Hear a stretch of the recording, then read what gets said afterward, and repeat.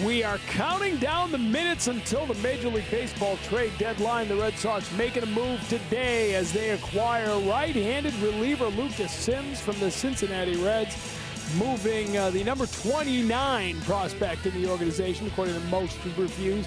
Minor league righty Ovis Portes goes. Sims, 30 years old, a 3.57 ERA, 40 strikeouts in 43 games with the Reds this season. He's been even better of late, 2.25 ERA over the last 30 games. Home runs and walks are a bit of an issue. That's gotten better as well. No homers in the last 14 appearances. And so that takes us to the Red Sox move today. They get Lucas Sims from the Cincinnati Red. They move Ovis Portes, pitcher in the low minors. We said ranked 29th in the system.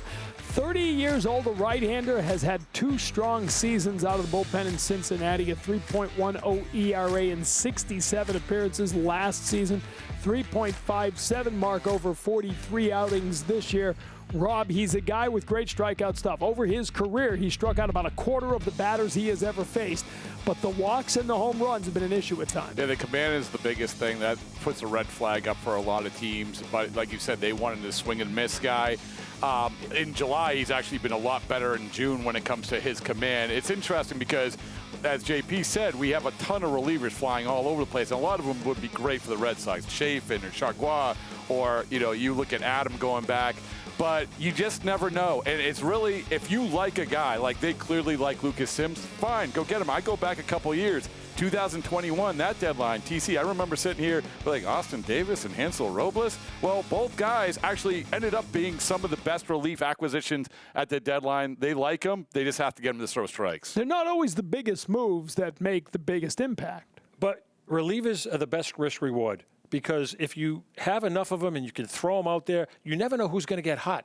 And the one guy that you think, maybe he's not the guy, he's the guy who takes off for you. So I think when you have an abundance of players that you can pick from, I think that you have a better opportunity of having success to be able to run them out there. We'll ask you finally, Lucas Sims. The numbers have been actually pretty good here over the last 14, 15 appearances for him. They've been good all year, but they seem to be better.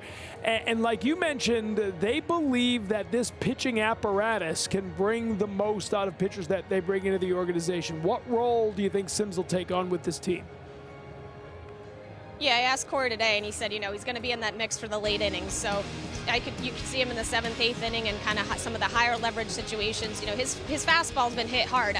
Red Sox have tended to stray away from guys using their fastballs as heavily. So I feel like you could see him dump the fastball maybe and kind of lean into the cutter and the slider. Those are the 2 pitches Cora mentioned right off the bat today.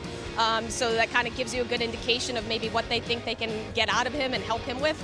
And I think that might be one change that'll help him continue to get even better. And again, brings another veteran presence to the back end of this bullpen, and just is a guy that guys in Cincinnati said was a leader of the clubhouse, just another really good arm to kind of have around. So it seems like he'll be a fit here in that sense too.